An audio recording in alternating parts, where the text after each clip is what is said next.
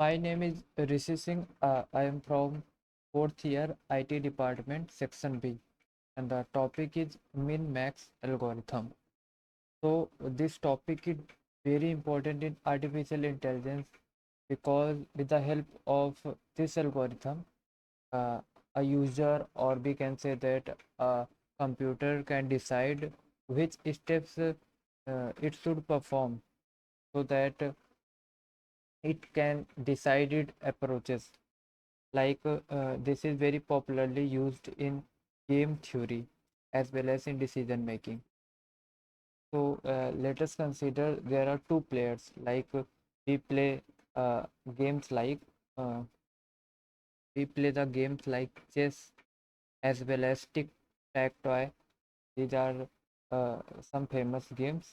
Like in chess, if we are at a particular grid, let us suppose at this grid, we can move in different directions. And similarly, we can also think an example of tic toy game,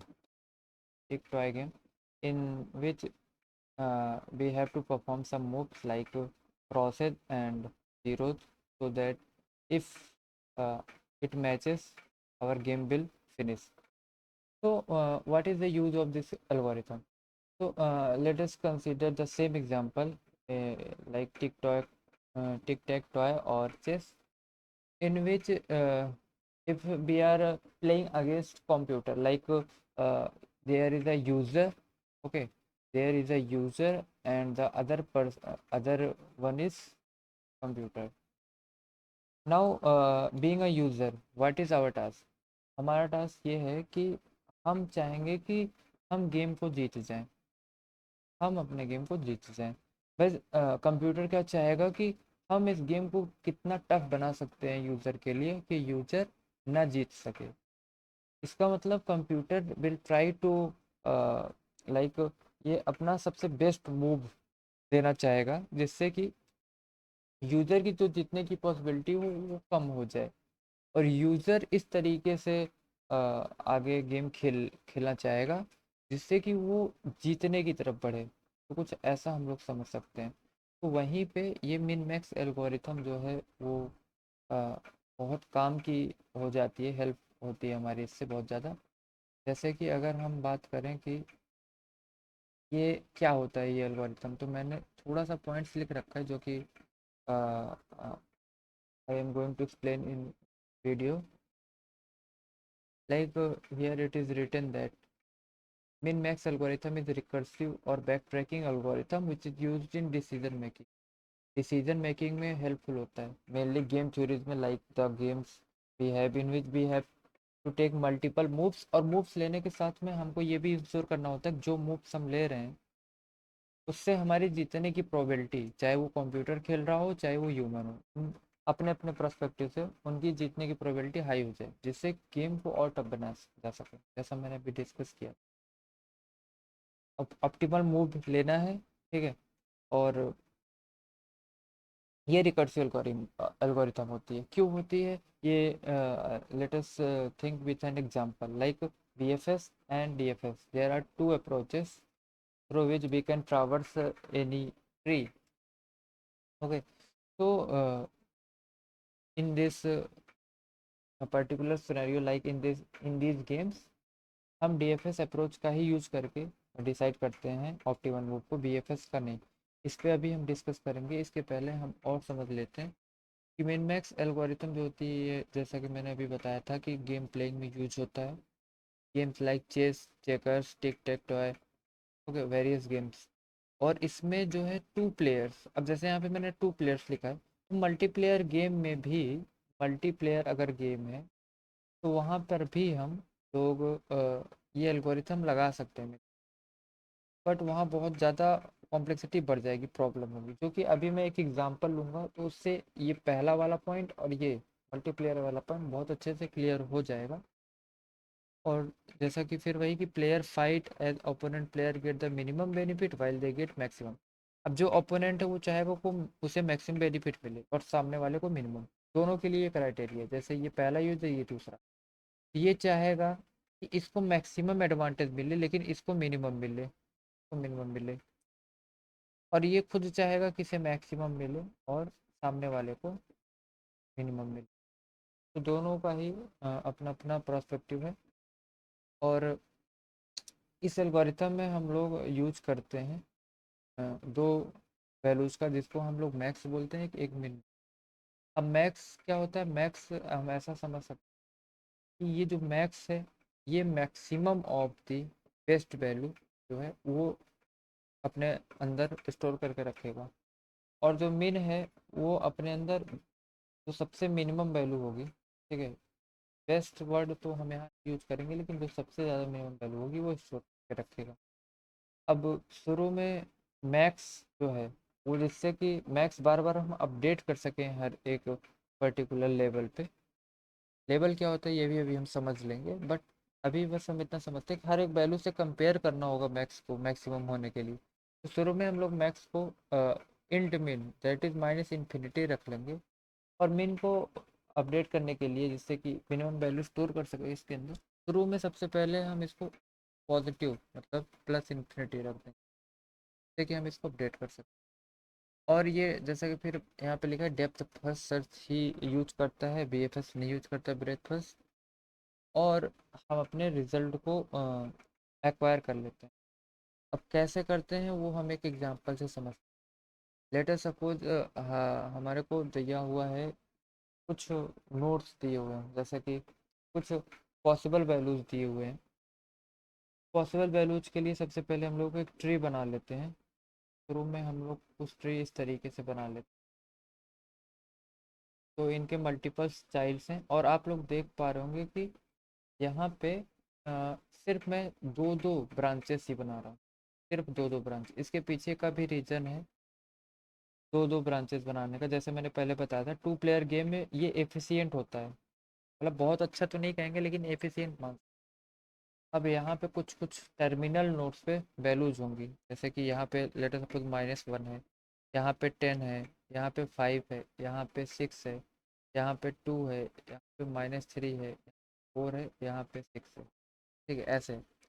अब min max algorithm मैंने कहा था, max variable, max हम ऐसा मान लेते हैं कि ये यूज़र का मूव है, क्योंकि हम शुरू में जब गेम खेलते हैं तो हम पहला चांस मोस्टली हम गेम्स में यूज़र को देते हैं। तो लेटर सपोज जो मैक्स वेरिएबल है वो प्लेयर 1 है हमारा, और जो मेन वेरिएबल है वो प्लेयर 2 है। अब यहाँ पे थोड़ी सी कंफ्यूजन हो सकती है कि हमने मैक्स यूजर को क्यों दिया मेन प्लेयर, तो यहाँ पे ऐसी कोई दिक्कत नहीं है, आप किसी को कोई भी दे दीजिए। लेकिन मैक्स मिन का मेन पर्पज़ क्यों है, क्या है, मैक्स मिन एक्चुअली करते क्या है?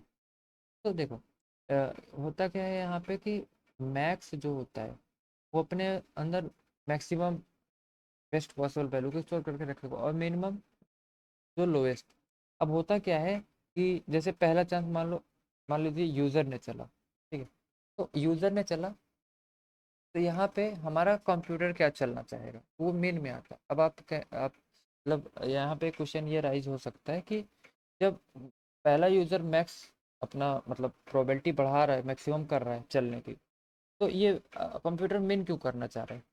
तो यहाँ पे इसका लॉजिक बहुत ही अच्छा है कि एज अ यूज़र हम हमेशा अपने जो विक्ट्री या जीत को वो मैक्सिमाइज करना चाहेंगे, लेकिन कंप्यूटर अपने विक्ट्री को मैक्सिमाइज तो करना चाहता है, बट यूज़र के विक्ट्री को मिनिमाइज करना चाहता है। तो इसलिए ये नीचे से जो टर्मिनल नोड से जो वैल्यूज लेके आएगा कंप्यूटर, वो एकदम मिनिमम पॉसिबल चाहेगा कि आए। क्योंकि अगर जैसे ये लेबल्स क्या है, ये लेबल्स ये बता रहे हैं कितनी बार चांस मिला है। तो मान लीजिए टोटल 3 चांसेस थे, तो 3 चांसेस में क्या हुआ कि एक बार यूज़र एक बार कंप्यूटर, ठीक है, एक बार यूज़र मतलब 2 बार यूज़र को चांस मिला। तो यूज़र अपनी हर चांस में अपनी वैल्यू को मैक्सिमाइज करना चाहेगा, बेस्ट पॉसिबल मूव, मैक्सिमम। लेकिन कंप्यूटर क्या करेगा, वो अपने मूव को मैक्सिमाइज नहीं करना चाहेगा, वो टफ बनाना चाहेगा गेम को। वो क्या कोशिश करेगा, यूज़र का ये जो मैक्सिमम आउटपुट है इसे मिनिमम कैसे बनाया जाए। तो इसलिए हम मैक्स मिन मैक्स ऐसे लिखते जाते हैं हर लेवल पे। अल्टीमेटली हमने देखा कि टर्मिनल नोड के ऊपर ये जो मैक्स है ये चीज़ आ रही है। इसका मतलब क्या है कि लास्ट चांस भी हमें यूज़र को दिया है। तो यूज़र यहाँ पे क्या करेगा कि बेस्ट पॉसिबल मूव लेना चाहेगा। तो मैक्स क्या करेगा, सबको कंपेयर करेगा हर ब्रांचेस में। जैसे अब इस ट्री में वो कंपेयर करेगा इन दोनों वैल्यूज को। या तो ऐसे भी मान सकते हैं कि माइनस इन्फिनिटी -1 से कंपेयर होगा, माइनस इन्फिनिटी -1 से कंपेयर होगा, और यहाँ पे -1 चला जाएगा यहाँ पे, और माइनस इन्फिनिटी माइनस सॉरी 10 से कंपेयर होगा, तो इधर क्या चला जाएगा, 10 चला जाएगा। और 10 और -1 में कौन मैक्सिमम है, तो वो 10 है, तो यहाँ पे हम 10 फिल कर देंगे। इस तरीके से 5 और 6 में जो मैक्सिमम वैल्यू है 6 है, 2 और -3 में 2 है, 4 और 6 में 6 है। ये तो मैक्सिमम मूव हो गया हमारे यूज़र का। लेकिन अब कंप्यूटर क्या चाहेगा, इन जो मैक्सिमम पॉसिबल मूव, जो मैक्सिमम आंसर आया है नीचे से ब्रांचेस से, उस पर क्या किया जाए, उसको मिनिमम कर दिया जाए। यहाँ पे कंप्यूटर ऐसी चाल चलना चाहेगा, ऐसा मूव लेना चाहेगा। तो मिन क्या करेगा, इन सब का मिनिमम ले लेगा। 10 6 2 6 में, तो इस वाले ब्रांच में देखा जाए 10 और 6 का मिनिमम क्या हुआ, 6 हुआ। और यहाँ पे देखा जाए तो वो कितना मिनिमाइज कर सकता है हमारे यूज़र के बेस्ट पॉसिबल मूव को, तो वो 2 कर सकता है। 6 और 2 में सबसे छोटा 2 है। अब यूज़र फिर क्या चाहेगा कि जो पॉसिबिलिटीज़ थी, जो कंप्यूटर ने सबसे कम पॉसिबिलिटीज़ दी हैं यूज़र को, उसमें से कौन सा मैक्सिमम है जो यूज़र ले सकता है, तो वो 6 है।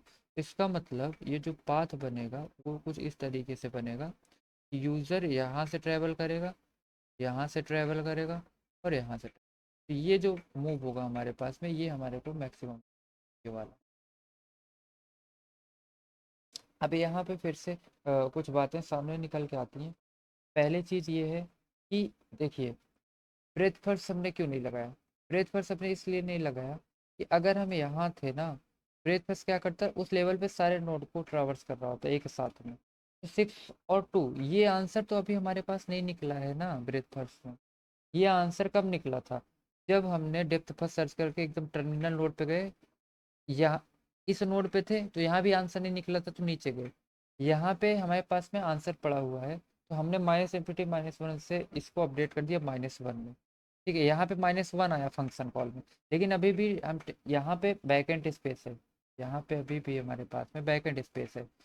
क्यों, क्योंकि अभी इसके पास एक कॉल और बचा हुआ है मूव का, तो इधर भी गए तो इधर से हमको 10 मिला, तो यहाँ पे हमने 10 लिखा।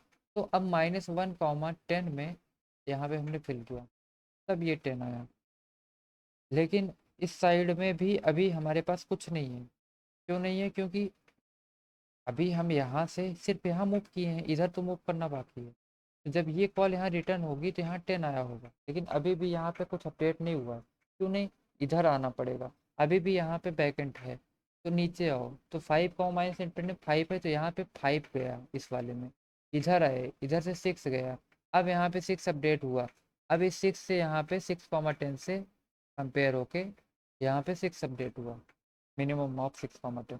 इस तरीके से हम देखें तो यहाँ पे डीएफएस करना पड़ रहा है हमको बेस्ट पॉसिबल मूव डिसाइड करने के लिए, क्योंकि हम एक ब्रांच को पूरा एक्सप्लोर कर रहे हैं तभी आंसर डिसाइड कर पा रहे हैं। तो हम इसको ऐसा कुछ समझ सकते हैं, पोस्ट ऑर्डर ट्रावर्सल कर रहे हैं। पोस्ट ऑर्डर में क्या होता है, पर्टिकुलर नोड पे होते हैं, लेफ्ट कॉल करते हैं, राइट कॉल करते हैं। लेफ्ट राइट दोनों साथ में कभी ट्रावर्स नहीं होते, क्योंकि पहले left left left left depth में घुसता है, फिर जहाँ पे हमारा कॉल खत्म हो जाता है, फिर वहाँ से बैक ट्रैक करके वापस जाके फिर राइट में जाता है। फिर ये पूरा कॉल खत्म होके फिर इसके राइट में जाता है, ये कॉल खत्म होके राइट में जाता है, ये कॉल खत्म होके फिर ये राइट में आएगा।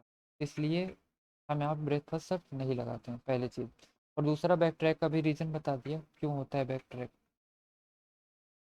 तो इन सब का वजह से हमने एक चीज़ तो समझ ली कि पहला तो ये रिकर्सिव अप्रोच होता है।